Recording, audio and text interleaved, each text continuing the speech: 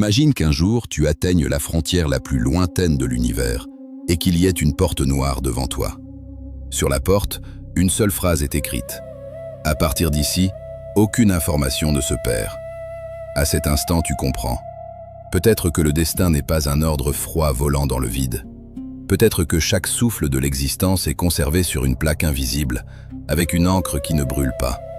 Et peut-être que cela ne t'a jamais traversé l'esprit, mais la physique moderne se tient elle aussi devant cette même porte. Le scientifique qui se tient au bord du trou noir et le derviche qui tremble sur son tapis de prière regardent peut-être la même question silencieuse. As-tu déjà pensé à la quantité d'informations qui peut être cachée dans un seul instant? Combien de sens se cachent dans un regard, dans un regret, dans une prière, dans la mort d'une étoile? La science nous dit qu'il y a une limite à l'information dans l'univers. Le soufisme, lui, murmure que toute chose se trouve dans un registre préservé. Et si ces deux voix étaient deux échos différents du même secret? Et si tu sentais que même le plus petit instant de ta propre vie a une correspondance dans l'ordre profond de l'univers, resterais-tu la même personne aujourd'hui? Aujourd'hui, tu n'es pas un spectateur, tu es l'archiviste de la nuit. Commençons maintenant ton voyage. Lors d'une nuit d'insomnie, tu effaces une vieille photo sur ton téléphone. Puis soudain, une pensée te vient. La photo est effacée, mais où est passé le souvenir? Ce sourire, cette voix, l'odeur de ce jour-là ont-ils vraiment disparu? Cette question s'accroche à ton cœur. Tu bois un verre d'eau, tu entr'ouvres le rideau. Les lumières de la ville brillent au loin. Toi aussi tu cherches une lumière en toi. C'est ici que le voyage commence. Premier seuil, le tiroir rempli. Imagine un petit tiroir dans le coin de ta chambre. Tu y mets des lettres, des clés, de vieux billets. Au bout d'un moment, le tiroir se remplit. Désormais, pour y mettre quelque chose de nouveau, tu dois tasser les anciennes choses. La limite de Bekenstein ressemble à cela. Tu ne peux pas placer une information infinie dans une région donnée. La quantité d'énergie que tu y mets et la frontière de cette région sont importantes. Cette idée semble étrange la première fois qu'on l'entend, car nous pensons que le vide est vide. Or, la physique considère même le vide comme un tiroir. Chaque tiroir a une capacité de charge. Tu peux aussi le ressentir avec le petit bocal dans la cuisine. Tu y mets du sucre, ensuite tu essaies d'y mettre du riz.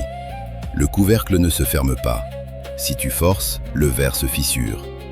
L'univers n'est pas non plus un sac qui engloutit tout sans limite. Chaque espace a une mesure.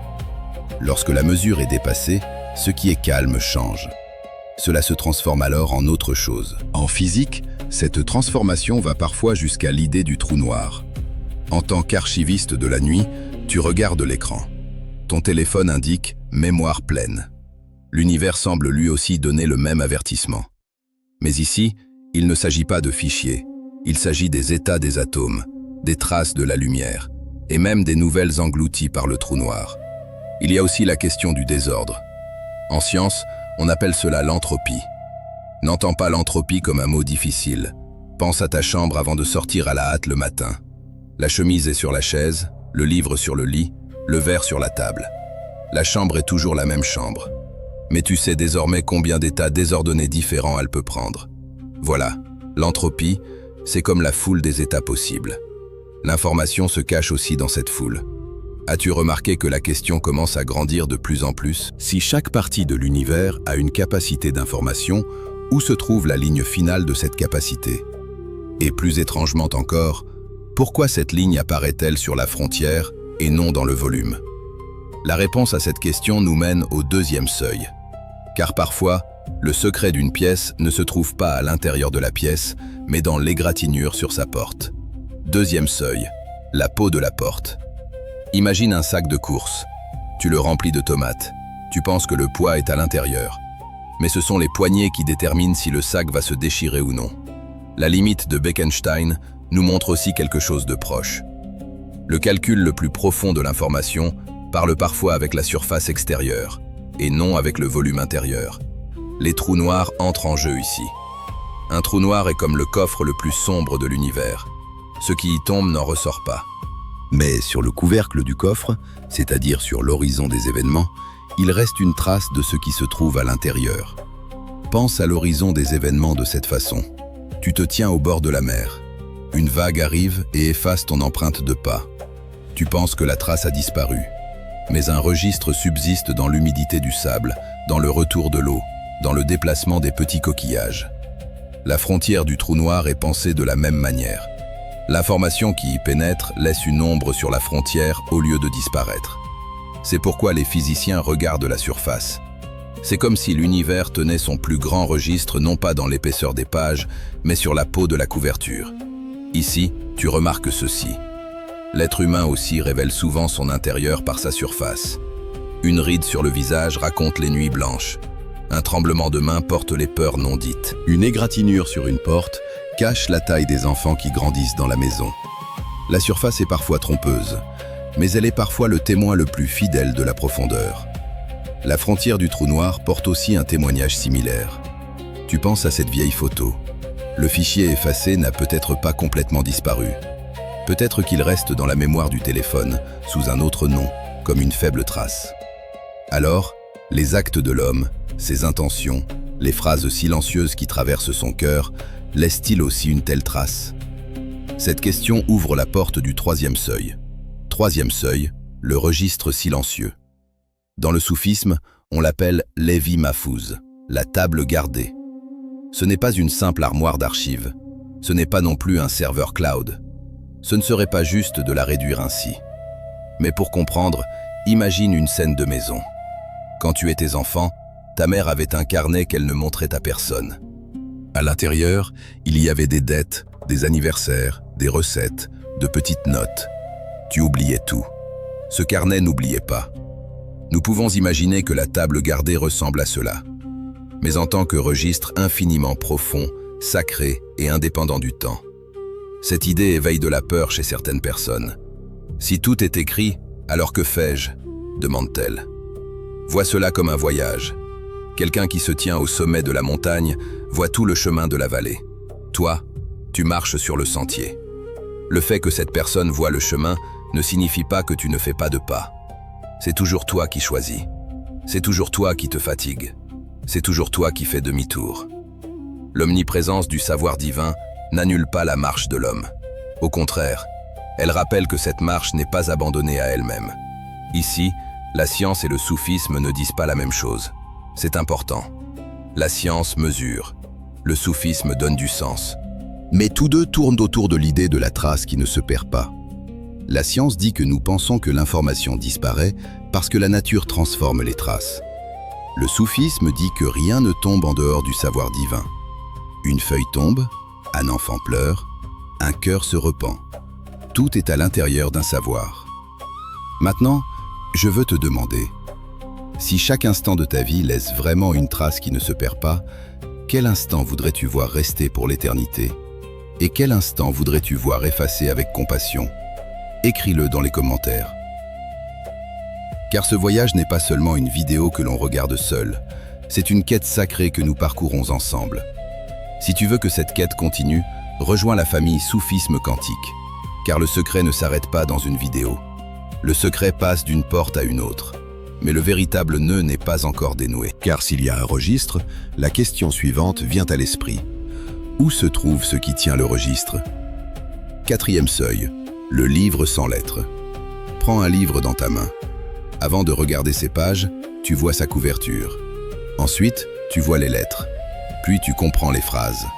Finalement, le livre se transforme en une émotion en toi. L'information fonctionne ainsi. D'abord, elle est un signe. Puis elle devient un sens. Ensuite, elle change ton monde intérieur. La limite de Bekenstein nous dit que les signes ont une limite. Tu ne peux pas écrire une infinité de lettres sur une page. Les lettres rétrécissent, l'encre s'étale, le papier se déchire. Le papier de l'univers est résistant, mais il n'est pas illimité. La table gardée, elle, est pensée comme un livre sans lettres. Là-bas, l'information pourrait ne pas être des lettres alignées de la manière dont nous les connaissons. Car la lettre exige du temps. D'abord vient une lettre, puis l'autre lettre. Le savoir divin, lui, n'a pas besoin du chemin que nous appelons avant et après. Imagine que tu connais très bien une chanson. Dès la première note, toute la chanson naît en toi. Les paroles n'arrivent pas une par une. Elles viennent toutes ensemble comme une émotion. Peut-être que l'idée de la table gardée nous rappelle aussi cela.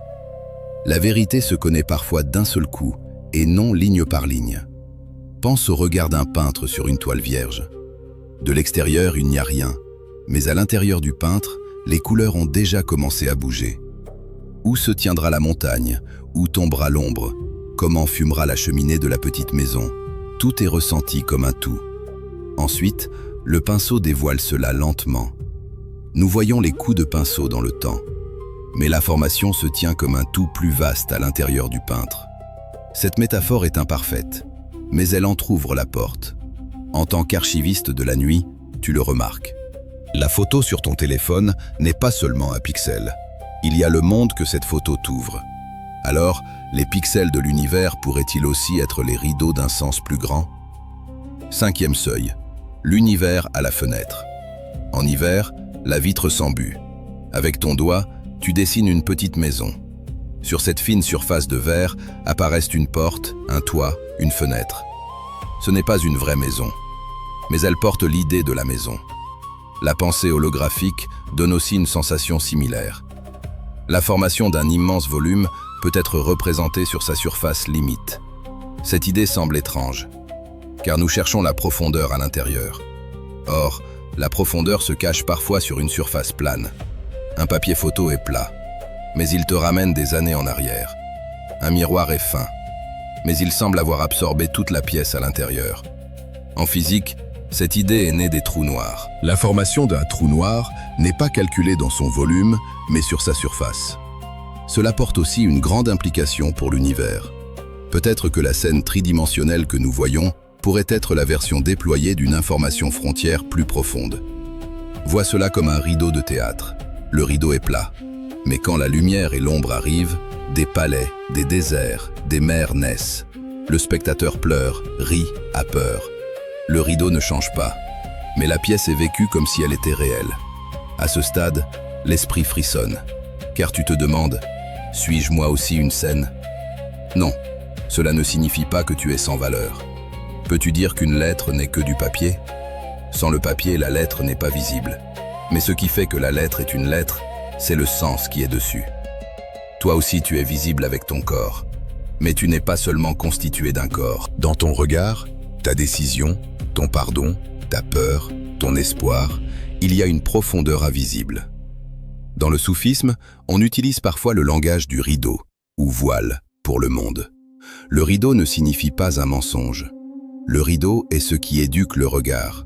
Tout ce qui est visible devient un signe pour l'invisible. Une rose n'est pas seulement une rose. Par son parfum, elle rappelle la miséricorde. Par ses épines, elle enseigne la limite. Par sa fanaison, elle dit la mortalité. La science lit la surface. Le soufi lit le signe du cœur. Quand les deux s'unissent, tu ressens ceci. Peut-être que la réalité n'est pas seulement ce que tu vois. C'est l'endroit où ce que tu vois t'appelle. Mais d'où vient l'appel? Si l'univers est un rideau, à qui appartient la lumière? 6e seuil. L'horizon des événements du cœur. L'horizon des événements du trou noir est décrit comme la ligne de non-retour. Si tu dépasses quelque chose, tu ne peux plus retourner à l'ancien monde. Il y a de telles lignes dans le cœur de l'homme aussi. Tu réalises une vérité. Ensuite, tu ne peux plus retourner à ton ancienne ignorance. Tu vois véritablement la douleur de quelqu'un. Désormais, tu ne peux plus le considérer comme un étranger. Tu fais une prière, puis tu ressens que tu n'es pas seul. Voilà ce qu'est l'horizon des événements du cœur. L'information aussi entre parfois dans le cœur de cette façon. D'abord, elle est à l'extérieur. Tu l'entends comme une phrase. Ensuite, elle tombe à l'intérieur. Là, elle s'alourdit. Elle te plie. Elle t'adoucit. Elle te change. La limite de Bekenstein dit que trop d'énergie peut transformer une région en trou noir. Tu le sais aussi dans ta vie. Si une personne porte trop de douleur, elle se replie sur elle-même. Si trop de mots s'accumulent, elle devient silencieuse. Si trop de souvenirs se superposent, le cœur se densifie. Mais le soufisme ouvre une porte ici. Le cœur n'est pas obligé de s'assombrir. Si le cœur se purifie, il devient un miroir. La métaphore du miroir est simple. Quand tu regardes un miroir poussiéreux, tu ne peux pas voir ton visage clairement. Quand tu essuies le miroir, un nouveau visage ne se forme pas. Ce qui y était déjà devient visible. La voie soufie essuie ainsi le cœur. Le dhikr, le repentir, la miséricorde et la patience sont ce travail d'essuyage. Alors l'homme ne porte pas seulement l'information, il porte la lumière de l'information. Ici, il y a encore une peur subtile. Tu demandes, si l'information est si lourde, comment mon cœur peut-il la porter? La réponse est cachée dans une lampe à huile. Le verre de la lampe est fin, mais il porte la lumière. Car il ne comprime pas la lumière, il lui donne passage. Le cœur est ainsi également. Quand on essaie de tout contrôler, il se fissure. Quand on laisse le dépôt à son propriétaire, il brille. Cette soumission n'est pas de la passivité. La soumission, c'est de placer le fardeau au bon endroit. Maintenant, la limite dans la science et la purification dans le cœur s'approchent du même point. Chaque récipient est limité. Mais si le récipient est transparent, la lumière le traverse. Alors, est-ce là le plus grand secret? Non, car au 7e seuil, la limite elle-même commence à changer. 7e seuil, l'infini à l'intérieur de la limite. Imagine une tasse. Tu ne peux pas y mettre la mer, mais tu peux ressentir le goût de la mer dans une seule goutte. Le sel est le même, la fraîcheur est la même. Même le sentiment de distance te parvient. La limite de Bekenstein nous montre la limite de la tasse.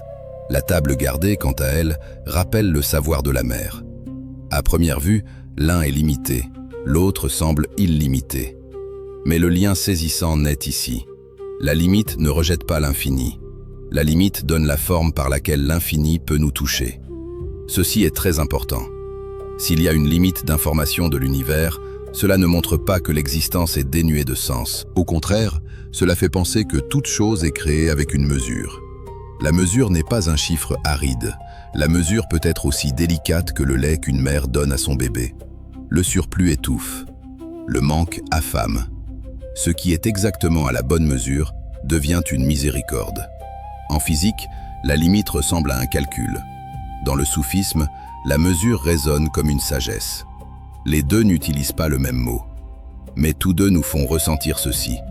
L'existence n'est pas un débordement aléatoire. L'existence est un dépôt ordonné.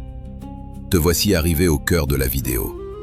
La science nous dit que l'information dans l'univers n'est pas un grain de sable errant emporté dans le vide. Elle a un mode de transport, elle a une limite, elle a une surface, elle a un calcul. Le soufisme, quant à lui, dit que l'existence n'est pas un hasard oublié. Tout est enveloppé par la science divine. Chaque souffle est vu, chaque intention est connue. Aucune perte ne tombe dans le néant absolu. Ces deux voies ne sont pas obligées de se prouver l'une l'autre, mais elles semblent gravir la même montagne par deux sentiers différents. L'un porte un télescope, l'autre porte un chapelet. Les deux regardent vers le haut. C'est pourquoi le lien le plus bouleversant n'est pas une égalité, mais un changement de regard. La limite de Bekenstein te dit ceci. L'information est sérieuse. Même l'univers qui la porte obéit à une mesure. La table gardée te dit ceci. Le sens est sérieux. La science divine qui l'enveloppe n'oublie rien. L'une possède les mathématiques de la limite. L'autre possède la paix de la préservation. Quand l'homme entend ces deux choses côte à côte, il se sent plus petit. Mais en même temps, il se sent plus précieux. Car être petit ne veut pas dire être insignifiant. La pierre d'une bague est petite, mais dans une main aimée, son sens est immense. La table gardée décrit ce dépôt comme un sens préservé. La limite de Bekenstein fait penser à ce dépôt comme une capacité physique. L'une parle avec le langage du laboratoire, l'autre avec le langage de la prosternation. Mais l'homme peut écouter les deux dans le même cœur. Car tu n'es pas seulement un corps fait d'atomes, tu es un témoin en quête de sens.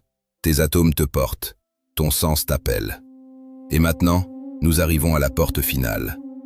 Si toute chose est mesurée, si l'information ne se perd pas, si même la limite est une forme de miséricorde, alors à quel point ton souffle d'aujourd'hui peut-il être important? 8e seuil, le regard qui rentre à la maison.